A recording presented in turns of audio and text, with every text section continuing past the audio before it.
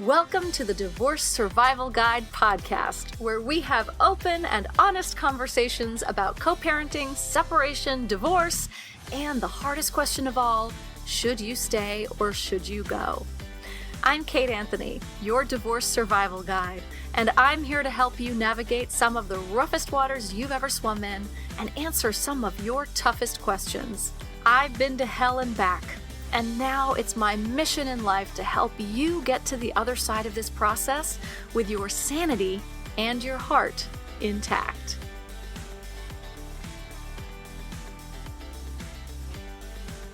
Hey everyone, how's everyone doing? I'm going to share with you that I'm in a little bit of a menopausal slump.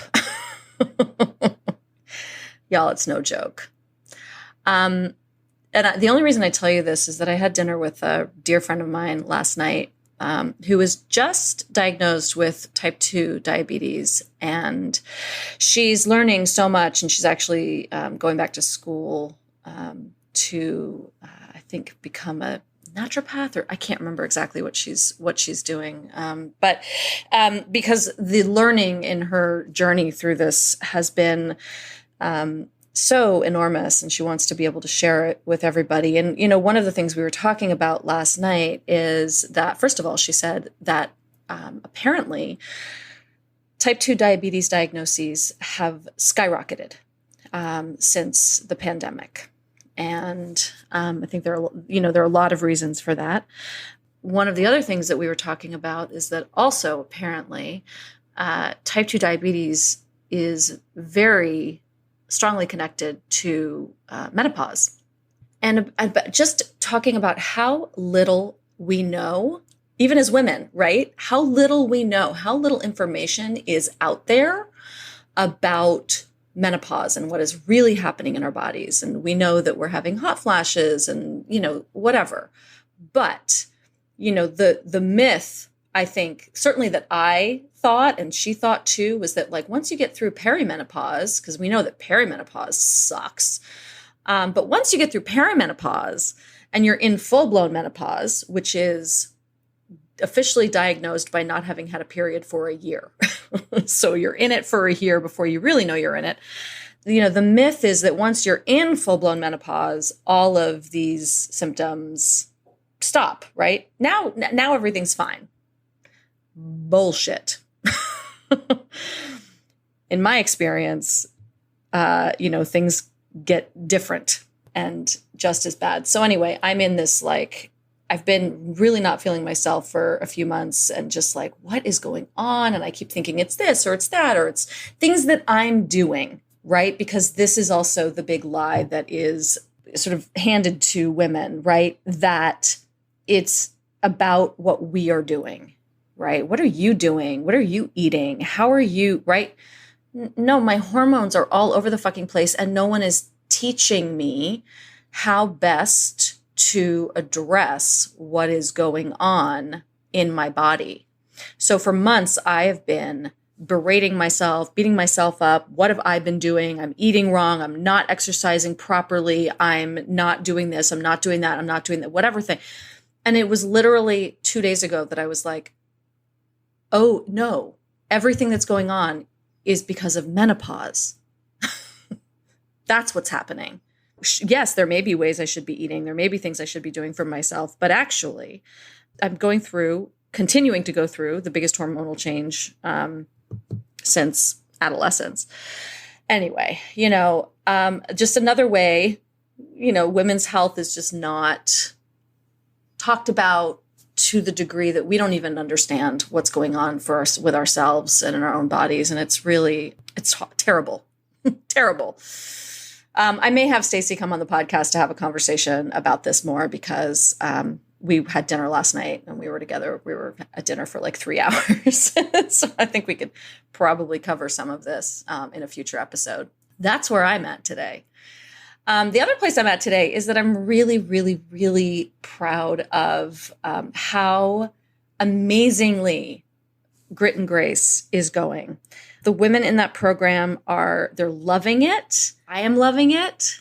And we are having it's just the learning curve is just so great for them. It's just everything is coming together really beautifully. And I think I said last week, we have a couple spots left. I think I have a bunch of consults coming up on the books, but if you are interested in joining this incredibly gorgeous group of women and going through wherever you're at in the process, if you feel like you need support, then join us, because women are at all stages in Grit and Grace, and they are all getting such incredible wisdom and support from the group and from the program. So go to my website, kateanthony.com/coaching, and you will find all the information you need about Grit and Grace there. Finally, to today's episode. Today, we're going to talk about something that a lot of you deal with, and that is, how do you divorce when you've got kids who have special needs? So today I have with me Mary Anne Hughes. She is the proud mother of 2 sons on opposite ends of the autism spectrum. And after her divorce journey, where she successfully advocated for her children's needs, Mary Anne started Special Family Transitions to help families navigate the overwhelm and complexities of special needs divorce to get the best possible outcome with as little time, money, and stress as possible. Combining her experience and certifications as a certified divorce coach, certified divorce specialist, member of the National Association of Divorce Professionals, an MBA, and years of special needs advocacy, Mary Anne is committed to supporting families with children with disabilities as a valued special needs divorce coach and consultant. And her wisdom and experience is, I think, so important. So important. So without further ado, here is my conversation with Mary Anne Hughes.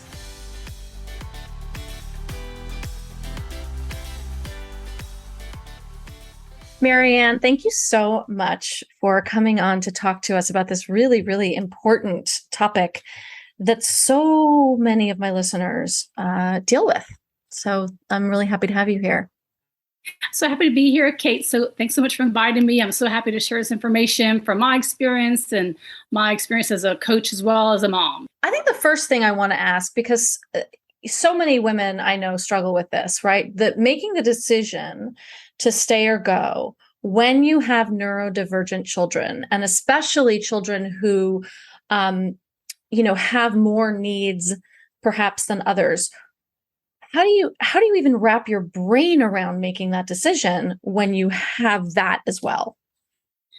Well, that certainly adds a whole nother layer of complexity. So divorce is hard enough, and to make that decision is a difficult one for so many people. I know it was for me, and part of it was just the divorce itself, but the bigger, picture and things I had to work through were, how were my kids going to be taken care of if I got divorced, and what would happen to me and my kids in the future. So yeah, that's definitely a big consideration that makes that decision even harder, for sure. Yeah. And so what are the considerations that you might have to take into account that other people may not have to, or you might have to lean into a little bit more? For instance, I had worked before having kids. But then when I had my kids, I've got 2 boys on opposite ends of the autism spectrum. And so it became apparent when my child was very young, my firstborn, that he needed a lot of care. And so I ended up staying home to take care of him full time. And then with my other one, it just kind of doubled the work. So I was fortunate that my husband at the time was able to work, provide an income, and I was stay-at-home mom, taking care of my kids, doing what I had to do, taking them to therapy, advocating for them in schools, and everything else that a special needs parent does. And so, that was our life, and it was a team effort to take care of kids. And so when you're faced with divorce, you're wondering, well, first of all, financially, how am I going to do this? Yes. Can I get back in the workforce, because having been out of it for 20 years, what kind of job am I going to be able to get? And then if I do get a job, who's going to take care of the kids? They still need me. And if I have to work, then I have to hire help. And that's a whole nother expense and thing you've got to work through. And then, how are they going to react? How are they going to adjust to the transition? for instance, with autism, as well as some other kind of issues, transitioning is hard, and they're used to a certain routine, and that's their expectation. That's the way, in their eyes, life should be. And so, having a divorce would definitely create a lot of changes in their life. And so I didn't know how that would play out. Yeah. Yeah. Well, especially with special needs kids that really require a lot of structure and consistency, right? I know, with my son has very severe ADHD, and going back and forth between two houses when you've got a kid who really needs structure and consistency, I think was really difficult for him growing up. And he's actually now chosen to live at my house full time because he was 17. He was like, I'm done going back and forth, but kids who are perhaps, have, more special needs and are further out on the autism spectrum, like one of your sons, they can't necessarily advocate for themselves in that way. They cannot. And I like the term that you use about advocating. That's one thing I try to do. I guess I've learned to do for myself. And I've been trying to teach my kids, at least the one who's more capable of doing so. Mm-hmm. Because that's something that was a concern. It's like, well, how are they going to let me know if things aren't right or the way that they'd like them to be or prefer them to be? And so that become a conversation over the years that we've had. And I've tried to get him to discuss with some support people as well. But I do want to share a funny story with you this morning that my son, the higher functioning one, to me says today, it's kind of out of the blue. He says to me, Mom, after the divorce, you became stronger and you're much more into motivation. And that really touched me because I think, we can have, we question our decisions and we don't know what life is going to have in store for us. But I guess for your listeners and for everybody, know that the path you take and the path that life leads you is what's going to set your life apart and be a good role model for your kids.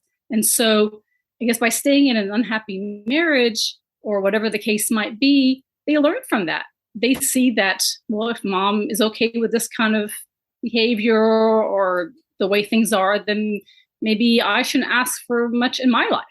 Right. And so I think he's really proud of me. It's really nice the comments he makes and notices. And he's very perceptive, especially considering the issues he deals with. But he's seen how I've grown. And so I think that's encouraged him to grow as well and to advocate and to know that we've got to stand up for ourselves to get what's right for us. And how do you see it impacting your other son, who is less high functioning? Am I right that he's not verbal? It's very limited. Yeah. So a lot of repetitive behaviors and speech and so on. And so, it was really hard for him, especially at first, when the split and separation happened, where, like you said, he thrived on consistency and routine. And all of a sudden one day, Dad's not there anymore. That was, even though he had traveled, but never away from the house for an extended period of time. And so we saw some aggression, we saw some regression in behaviors and issues at school as well. And so it's important, if you're going to go through this with kids with any kind of disability or special needs, that you do it in such a way to prepare them if you can, if you know it's coming. Work with the other parent to kind of be on the same page as to how you're going to break the news to them, get them prepared. One thing that I ended up doing after the fact, because I didn't have a heads up that was happening in my case, was I was trying to find help from mental health professionals, and I couldn't find anybody that was willing or able to work with my son with more issues, because he's not going to be able to participate in a typical counseling session and have a conversation and things like that. Even a play therapist wasn't comfortable working with him. So I took it upon myself, after looking many, many places for resources, is it came down to me. So what I did is I created a social story, and people who have kids with autism or other disabilities might know what that is, but you're basically preparing like little stories and guides as to what's going to happen next, what to expect, and what the future might look like. So I tried to do it in a very positive fashion. I tried to get Dad to send me pictures of where they would be staying, because it was right before they were going to spend for the first time a weekend with Dad. And that was something different too. And so I had to get them kind of mentally prepared as to what that was going to be like, know that this is, for a weekend, they're coming back. I involved the school in it as well, and they shared it with my son, and that helped a lot. So he was looking at it. It's kind of like a storybook. And so I definitely recommend doing something like that for your kids who, don't have the intellectual or verbal abilities to be able to talk through some of the issues. But even my other son, I think he benefited from it as well, because we used to create these social stories before we'd go on vacation. And so they kind of knew what to expect, what it might look like, what things would be like. So I definitely recommend something like that. So the social stories that you put together like an actual book for them, right? It's like it's almost like a memory book of a vacation or something, but beforehand, right? Exactly. Yeah. Right. I love that. And so your kids, do they go back and forth, or do they sort of coexist in two homes at this point? So most of the time, I'd say close to 90 is with me. Mm-hmm. Dad does take them on certain weekends when he's available for whatever reason. Sometimes his schedule and travel schedule and other commitments and personal activities don't allow that. But he will have them at his house. And so, yeah, that's something that I guess is a struggle as well sometimes, because I can't plan too far ahead. Sometimes week by week or day by day that we might know what the schedule is. So that's a little hard on the boys as well, because they'll ask, well, are we at Daddy's house this weekend? And am I coming home? Am I taking the bus? Are you picking me up? So, that in itself is difficult. So I would say if you're in that situation, try to have as consistent a schedule as you can and keep all the parties, on board and involved, so that everybody can plan for that. Yeah. Well, I mean, but I think that that's a really good point, is that for a lot of people, they don't have that luxury of an equal co-parent. And I think I see this a lot with special needs families, where it's a lot.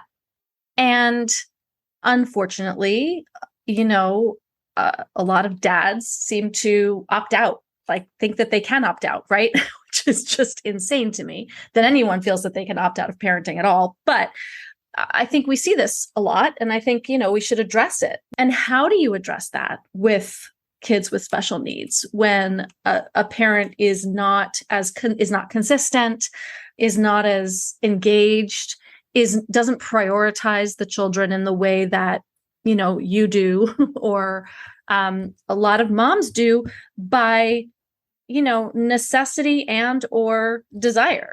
I mean, I guess I learned through my divorce process that people are going to be who they are, and you're not going to change that. And, I guess Dad's doing the best he can in his eyes, and I support him and try to update him. And I send weekly communications, which he's not real crazy about sometimes, but I took it on myself to create these weekly emails to update him and ask him about the scheduling and so on. And so, yeah, I think keeping the other co-parent, parallel parent, whatever it might be in your case, on board and update as to what's happening with the school, with major issues. You may not get it in return. They may or may not update you. Luckily, I've got one son who can kind of update me about what's going on. But for somebody whose child is nonverbal and they're on their own, that's a scary thing. How do you then communicate? How do you, know that child? So you have to trust, I guess, is the point, that the other partner is going to do the best they can and keep them safe and whatever needs to be done. And so I guess I've, the beginning, it was, really hard. The first weekend they were gone. But after that, I guess I kind of had to, call it a win if they came back alive and fed. Oh, God. I mean, that's scary, right? I mean, yeah. It's not that bad. I don't even say he's a bad dad. Not at all. I mean, he's doing the best he can, and we're all dealing with the changes in our lives. But I think if people have a good communication and work for the best goals and needs of that child to work together, I think everyone is in a better position. Mm-hmm. Yeah. Yes, of course. I mean, that's the case with any divorce, right? Sure. And unfortunately, it can be pretty rare. I don't know if it's rare, but I certainly hear more of the opposite. And now, a word from one of our sponsors. I want to take a quick moment to tell you about the Mend Project. Anyone who's encountered abuse in a relationship understands how confusing it can be. It often feels like a maze of mind games that are used against you, especially if the signs and experiences are not clearly evident, like with physical bruises or loud, explicit psychological abuse. Sometimes it can even be hard to articulate what you're going through when you try to reach out to a friend or a therapist for help, and it can make you feel even more crazy. As a survivor, I remember feeling this way. And when I first came across the Mend Project's terms and definitions tool, which names and explains covert abusive tactics, it was so validating and illuminating. I keep these terms and definitions on my desk, and I share them with others, with clients, with friends. And I am so excited because Mend wants to share this resource with the Divorce Survival Guide listeners for free. So to get this tool that I think is so essential, go to kateanthony.com/mend. That's kateanthony.com/MEND. I absolutely love the Mend Project and what they're doing, and I really hope that those of you who download this resource are empowered and experience the same clarity that I did. So again, go to kateanthony.com/mend for the free download. When you were faced with your divorce, which, as you said, was sort of a surprise to you and you didn't see it coming, you ended up having to advocate for yourself and your children because you had been a stay-at-home mom by choice, but also by necessity. And because of how many needs or how much certainly one of your sons requires, how much care he requires, you had to set yourself up to be able to, and you had to advocate for yourself in the legal process. Can you talk a little bit about how you did that? Sure. Yeah. And so when I first found that I was in a divorce situation, from day one, I had to put my kids first. They needed to be taken care of no matter what, and even more so now that I was the only parent at home. And so my concerns and my fears and my goals for the future were about how they would be taken care of short term now during divorce, as well as the next few years, as well as beyond.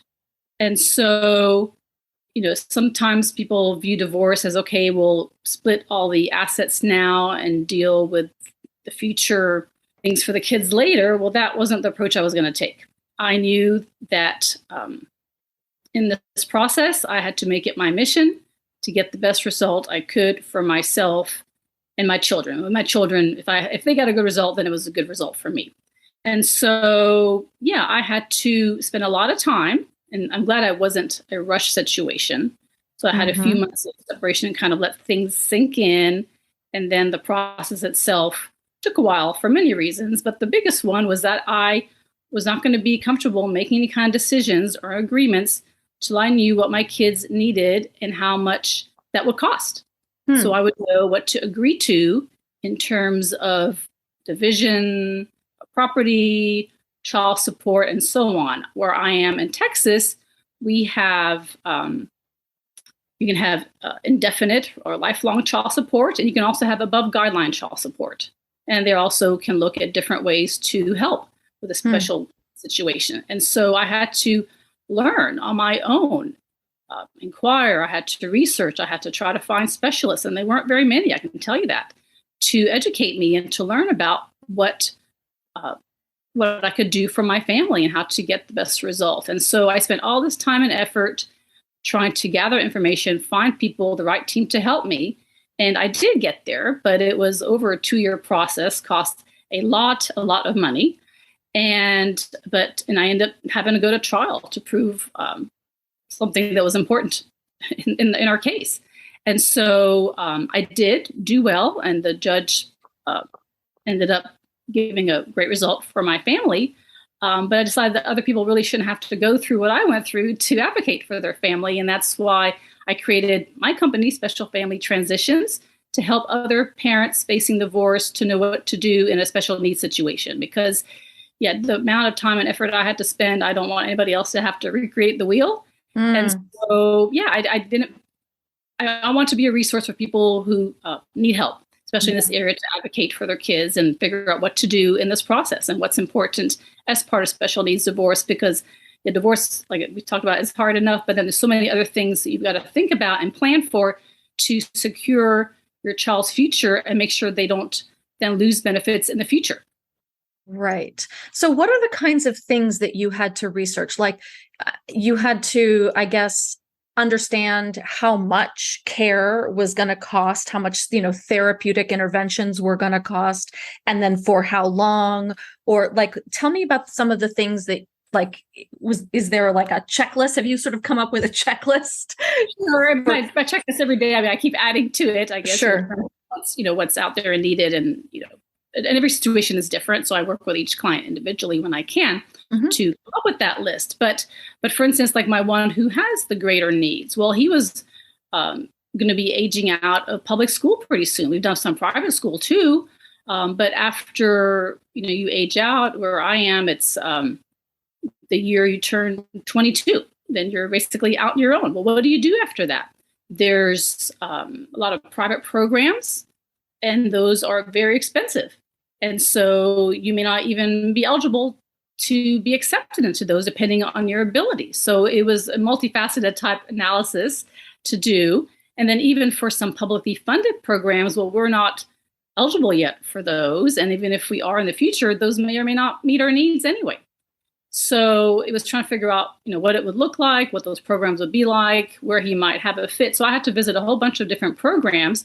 So I had to go into the mode of transition for my kids much sooner than I had anticipated. Right. So it was all thrown on me at one time: the divorce, planning for my kids' futures, and all these other aspects, financial things, legal things, setting up trusts, which I'll talk about as well. And then my other son, being on the other side of the spectrum, even though he was had a few more years in school, he was going to be aging out. He turned 18 during the process. And so I wasn't going to accept that. Normally in Texas, child support ends at 18, unless you've got some other reasons that it shouldn't. Well, I wasn't going to accept that it ended. I mean, he definitely, even though he's higher functioning in a lot of ways, he still needs support. He still needs guidance. He still needs someone to support him with all the things that are affecting him. And we don't know what the future will hold for him. We don't know, education-wise, I had to look at different schools and different opportunities for him. And so luckily, last minute, we were able to find a program that's a really great fit for him. And so I could also create some videos on different programs for special needs and supports that are available, because that was kind of my journey as well. But so I was able to get ongoing support for him as well as part of the divorce, which is great. So you mentioned setting up trusts for the kids. What does that look like? Well, there's two kinds. And so I had to learn what this all meant as well. So there's a third-party trust. And so the key for special needs children as become adults is that you can't have over $2,000 in their name, or else they won't qualify for a multitude of benefits from the government. And so child support and funds are going to affect that. And so when we talk about a third-party trust, you want to set up the third-party trust to be the beneficiary of, say, a life insurance policy or inheritance or gifts, because you don't want that money, once again, going to the child. But if it's money that they're getting in some fashion, then if it goes to a trust, then it's protected. It won't count against them. Okay. The other kind of trust is a first-party trust. And so that's important as well, because child support becomes a child's money. And so that doesn't go into the third-party trust. That needs to go into they call it a self-settled Medicaid payback first-party special needs trust. There's all kinds of names, and it gets confusing. Then you've got to have special people to work with on that as well, which we can talk about. But that's where the child support should go into if you're at risk then of exceeding that threshold and then not having those benefits come to you in the future. Okay. And so when you say the child support goes to the child, is that like after they're 18 kind of? Because right. before that, it goes to you to support the children, exactly, right? And so, exactly.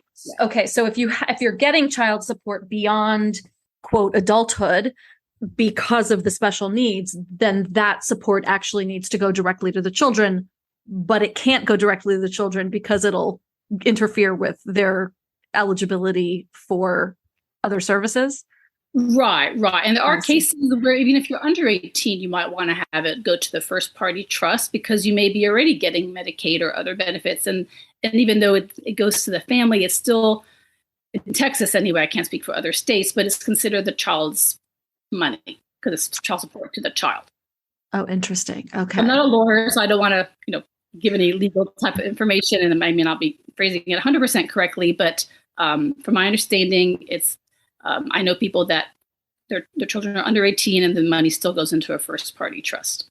It's so difficult that every state is so different, and so there's no consistency across states.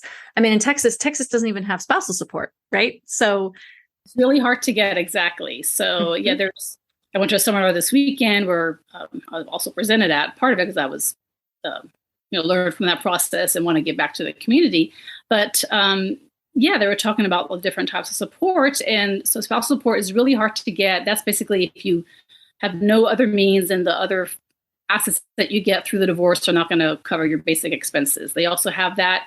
If you meet that threshold and you have a special needs child, then you may also get that. But if you don't meet the threshold at all, then that's not something you're going to get. So, but the judge will look at different things, or you can have creative solutions and mediation or whatever method you use to come to agreement where you can say, okay, well, we can set up a fund for the child. We can have monies here. We can have life insurance. We can have, tuition paid for. We can do different things that will offset, I guess, your contribution from, say, the mom's perspective, right? If you're not getting, as much child support as you may need, or you're not getting whatever in the divorce, find other ways to cover the children's expenses. And that goes back to the first exercise I was talking about, is figure out what those expenses are that you're dealing with now.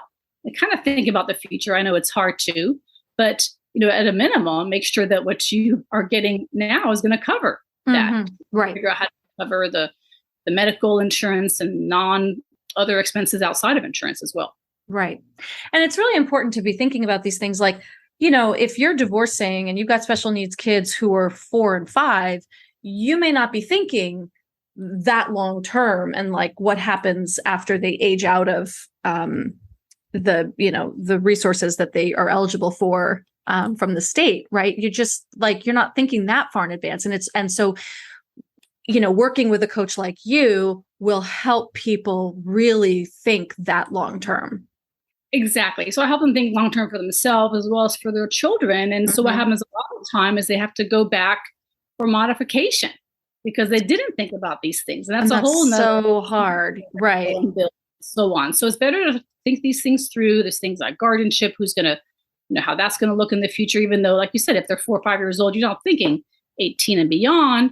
But yeah, have someone to kind of, help you think about, like you said, a checklist of what things you need to consider. For sure. Mm-hmm.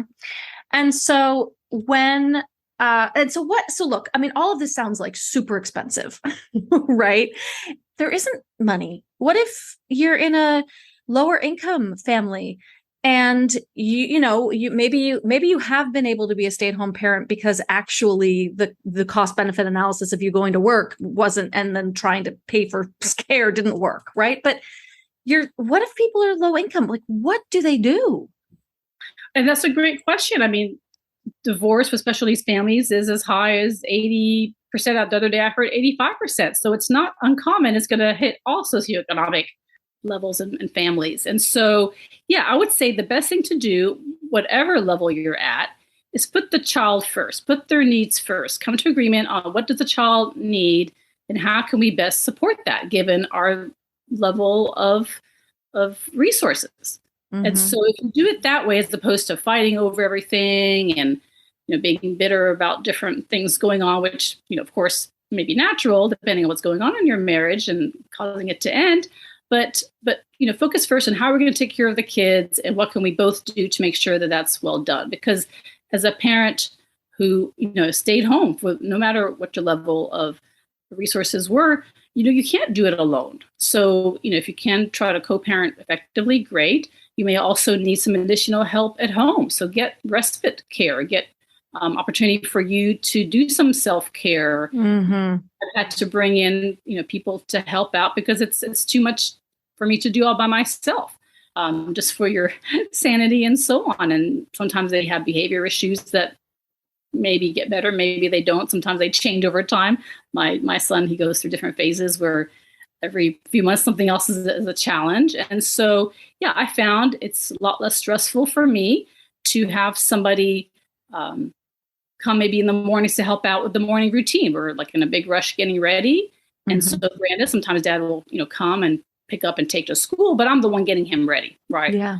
And so find ways to offload or find help. And sometimes his brother helps, but that's not, really his job. And sometimes he needs his own help. Right. And so I would say, there's respite resources out there as well. So take every advantage of every opportunity you can find to, maybe drop off the kids or find somebody to help you or family or something so that you're not 100% taking care of the kids. Because I see so many posts and Facebook groups about these people being so overwhelmed with everything they have to do, whether they're single or not. Your special needs kids is exhausting. And so, find the help you need for sure. Yeah. And there are a lot of state, county, whatever it is, resources for aids and stuff like that people can be eligible for, right? I don't know what the threshold is for that. Yeah, it's hard to get. Sometimes you have to be on a waiting list, and sometimes that itself takes a lot of research as well. But for sure, I can help direct people to some organizations in their state that could help support them. Yeah. I mean, I know, and I know I have, friends who have kids who are, I think I've told you before, nonverbal adult children, adults with autism who are nonverbal, who are in diapers, right? And have bouts of violence and all of this stuff. And, one of my friends is a single mom dealing with this herself, but she's able to have aides come in and out, and she has them she doesn't have them 24 hours a day, but she has them for good periods of time because she wouldn't sleep otherwise. Because very often kids on the spectrum don't sleep very, that's been a challenge for us ongoing. Yeah. But even this morning he was up at 4:00. So it's definitely a challenge. And the good news is that once they turn 18, if you're not able to get those benefits before then they qualify on their own for benefits. And that's why it's so important to make sure that they're not exceeding that $2,000 threshold, or else they're not going to get approved for that. Oh my God. It's just so much. So, I mean, it really is. I think that if there's lower income, I mean, fortunately, there are a lot of benefits. They're just hard to get. There's so much red tape. And then, you deal with the issue that there's also often a revolving door because, of course, these people are not paid very well. They have such an incredibly hard job, and they're not paid. They can make the same amount of money, like, working at McDonald's sometimes, right? And so you've got to have people who are passionate about it. So what sometimes people have done is they find somebody through a service or something that's provided to them, and they may supplement out of pocket on their own to keep that person if that's someone they really like. Because like you said, they can go out there and find another job, and it is hard work. So if you find somebody, and there's other ways to find people too, but if you find somebody you really like, then, if you can, sometimes they stay there out of the goodness of their heart because they're have an attachment to you and your family. But sometimes, a little bit extra helps too. Yeah. And then, when you lose an aid, right, that's very difficult for the kids because they get attached, right? And again, consistency is such an important part of the life of people on the spectrum, that when then they have this change in aids or help in the house can be really disruptive. Right, because they're already going through so much change. And so, yeah, you want to try to limit, like I said, the revolving door of people coming in and out. So definitely. Yeah. What else do we need to know about divorce and neurodivergence and kids on the spectrum? Like what am I not asking that you feel people need to know? Yeah, I mean, I think as a mom, I think take care of yourself. If we don't take care of ourselves, I know as special needs moms, we often put our needs last, especially during the marriage and sometimes after the marriage too. And so know that if you're not taking care of yourself, you're not going to be there to make good decisions for your kids, make good decisions in divorce. So that's where maybe a coach or a therapist might help, or find some activities to kind of put you on the path to get the support you need to help you understand the grieving process, maybe deal with how to maybe budget manage your time, or just could be a whole host of different things. And being physically fit, or if speak spiritual is important to you, then finding ways to do that too. There's so many things to take care of that we need to do. And so when I tried to kind of put everything together, I just created for the first time a little mini course. And so I was trying to figure out, what should I include in there? And it's got my learnings from the past several years kind of condensed into 1 hour.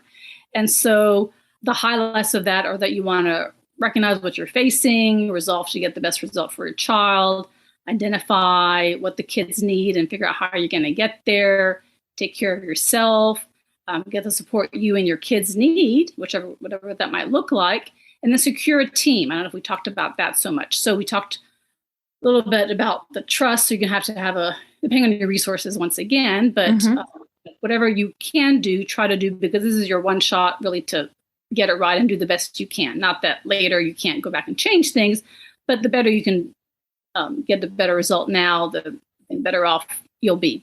Yeah. The short and long term. But so the team should include somebody, an attorney who's had experience dealing with special needs. There are many who maybe have a few cases here and there, but they don't really know all the intricacies and all the things they've got to do to make sure that decree is done correctly to protect that child in the future. So make sure that you interview several people and make sure that you get somebody who's understands that fully. And then we talked about the trust. So you want to get an estate planning attorney who has experience setting the first and third party trusts up. And if you're going to be looking at guardianship in terms of setting that paperwork as well. And there's different alternatives to that. But just think about that as part of the process that you'll want to maybe set up. And if you haven't done that, then at least in your discussions, figure out, okay, who's going to pay for guardianship and who's going to pay for these things to be done, all these legal instruments that we're going to need to protect our child. And then another person on the team may be a financial person. It could be a special needs financial planner. It could be a CDFA. It could be different people who can help you really drill down deep in terms of what those funds need to look like and how to plan and forecast for what your child is going to need. I mean, sometimes you can kind of figure it out.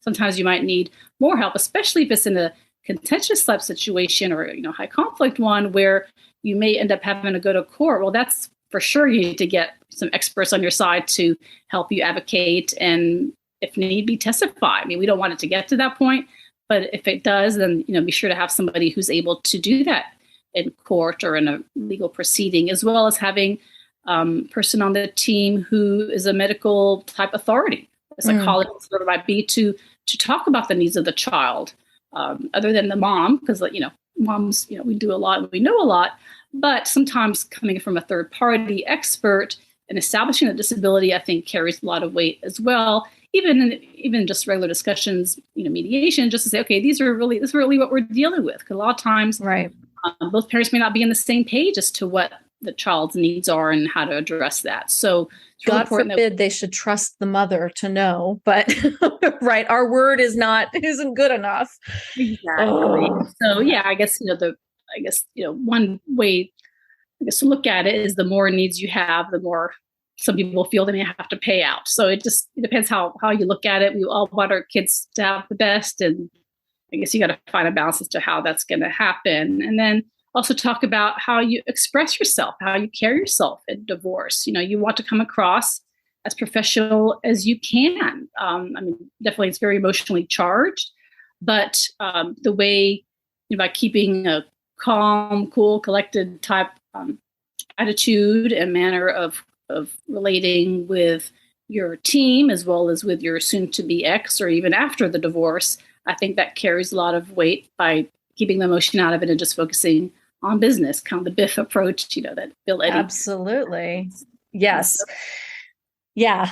We talk about Biff a whole lot on this podcast. And for those who don't know what we're talking about, we're talking about Bill Eddy's brief, informative, friendly, and firm approach to high conflict communication. And Bill was on the podcast, so you can search for the conversation I had with him on the podcast all about that. And I think that something that you said earlier and that you're pointing to here again is incredibly important. And I say it all the time. And I'm going to just highlight it because you said it too, Mary Anne, which is take time to process your emotions before diving into negotiations, fighting, anything like that. And especially, listen, when you have kids with special needs, you are heightened emotionally because it's really scary to be looking at a future where you might be on your own with your kids, where you don't have that two parent support system, and it's going to be terrifying. But taking the time to process through your fear, through your grief, if this is a sudden thing that you got hit with that you didn't know was coming, all of that, while there's a part of you that may feel like jumping into court and hiring attorneys and like getting retribution and everything. That's the worst, probably ultimately the worst thing you can do. The fuel, as you said, the fuel for your fire that's going to keep you going should be your children, not your vengeance. Exactly, for sure. And so, if you can do this amicably, I mean, that's wonderful. And sometimes that's the case and sometimes it's not. And I see so many notes. I saw one last night actually from someone who posted in a group about how she just rushed through her divorce and didn't take anything because she just wanted to be done. And that's like the worst thing you can do. Yeah. You think the long term, think strategically. And some people, that's not their nature, or they're just not in a position because of everything going on to think that way. But really take a step back and say, if I decide on this today, how is this going to impact me and my kids in the future? And that's really what it comes down to. Absolutely. So, Mary Anne, you are generously offering a discount to our listeners for your brand new first ever course that you were just sort of talking about. Can you give them give us a little plug for your course, because it sounds great. Sure. Yeah. So I wanted to share this information to a wider audience. Most of my work has been one-on-one, but I really want to get out there and share this information with people who are going through this. And I know people are struggling all the time. And so I create a very affordable mini course, and I'll create some more products in the future to go more in depth. So I definitely look forward to your people's input and feedback as to what they would like to see. But for now, I kind of touched on a course that touches on those main areas that I just talked about, as well as embracing your future. So it kind of takes it from planning the divorce, being hit with the divorce, all the way through waiting to think about for you and your kids to get a good result going forward. The course is tailored for moms dealing with divorce who have special needs kids. They can go to my website on my resource page. I have a link for that. And I'll offer my discount, even though it's really cheap launch price right now. But on top of that, I'll do a 25% off for your listeners with code SFT for special family transitions. So I'm happy to offer that and get people started. If they want to work with me further, I'm happy to help out. If not, hopefully this helps you get started in your process.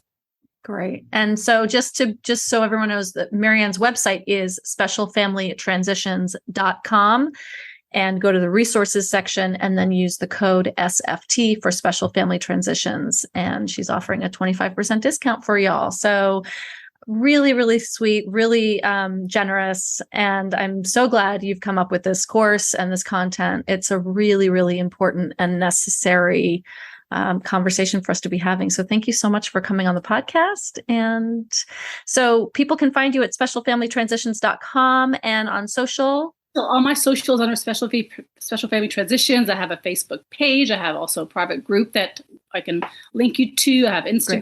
Great. I've got a YouTube channel that has some videos as well. So yeah, I got plenty of information out there to share. And please reach out if you have any specific questions. Happy to help out. Awesome. Thank you so much, Mary Anne. Such a great pleasure to talk to you. Thanks for tuning in to another episode of the Divorce Survival Guide podcast. If you like what you hear, head on over to Apple Podcasts or wherever you listen in and leave me a review. And don't forget to follow me on Instagram at the Divorce Survival Guide.